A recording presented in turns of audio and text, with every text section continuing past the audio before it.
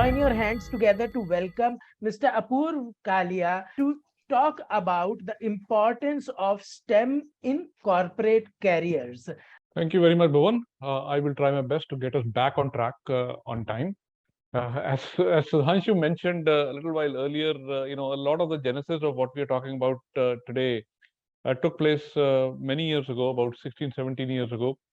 Uh, I've spent my lifetime in a very busy corporate career, working on various different technologies throughout my career. And in fact, I'm trying to set up a different kind of a corporate career now. When Sudhanshu and Bhuvan told me that the topic of this conclave was STEM works for schools, my first reaction was it works for corporates too, and I'll hopefully talk about that in a minute. Now we know that, yeah, we know the traditional view of STEM: science, technology, engineering, and math. It's a perfect balance. All these four dimensions come together to enable solving many of the world's problems today. Whether they are in engineering domain, whether they are in communication, in computers, it requires all these four dimensions coming together in a very good, very perfect balance to be able to solve these problems. But as Sudhanshu mentioned in his introduction, one of the things that I have felt for long in my corporate career is that people who actually come through the ranks, come through our education system, still lack some of the skills that are required to be successful in the corporate world.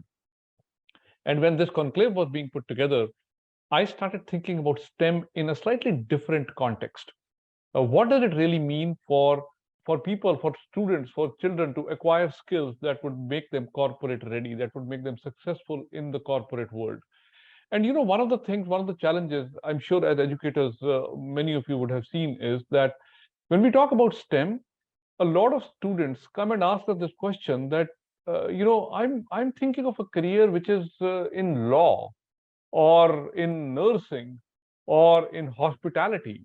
So what does STEM really mean for me? I mean, there's this connotation of science, technology, engineering, and math. It becomes a very technical sort of a thing. I'm not thinking of a technical career at all. So is STEM even relevant for me? And I claim absolutely it is. How? If you start looking at STEM in a slightly different context. I claim that STEM teaches corporate ready skills. We talked about, things like WRO or things like tinkering labs, right? What are these things? They are platforms which allow a group of students, a group of children to come together and solve a problem. Let's look at it just at that level. Let's not bring any science, technology, engineering, or math in this. They're coming together to solve a problem. The first thing that it teaches is structured problem solving, which is how to take a problem, any problem, and break it down into smaller chunks and solve it chunk by chunk. Right? This is the first skill that it teaches. So to me, this is a different connotation of the S. It's not just science, it's structured problem solving.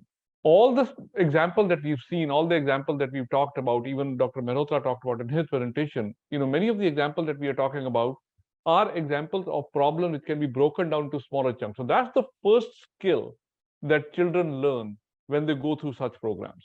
The second skill that children learn is teamwork.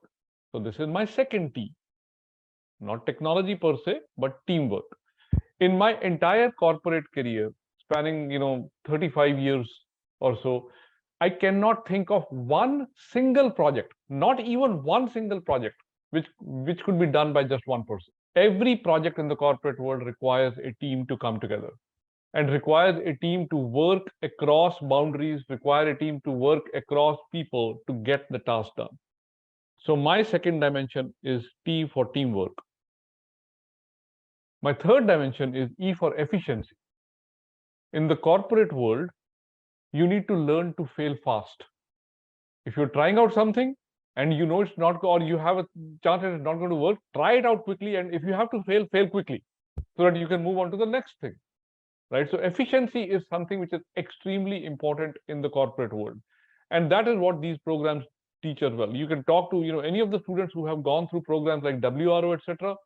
They will tell you that from the inception of the program to the actual competition, they will have to go through at least 20 different iterations of their robot or whatever they're trying to do, right? So they learn to fail fast, and that increases the efficiency. And the final M for me is multitasking, right? There are 100 things that you need to do all at once, right? It's not a sequential process in the corporate world. You have to, you have to look at your project, you have to prepare reports, you have to talk to your teammates, you have to go to meetings, unfortunately, but you have to do all of these things together. So to me, when we talk about STEM and when we talk about STEM in the corporate world, I look at S for structured problem solving, T for teamwork, E for efficiency, and M for multitasking. And all the the traditional STEM kind of project that we've talked about in the past couple of presentations, they will all teach you these skills. So I claim that STEM teaches you corporate ready skills. If you really immerse yourself into it, you will come out much more corporate ready and much more employable than if you were to not experience these things.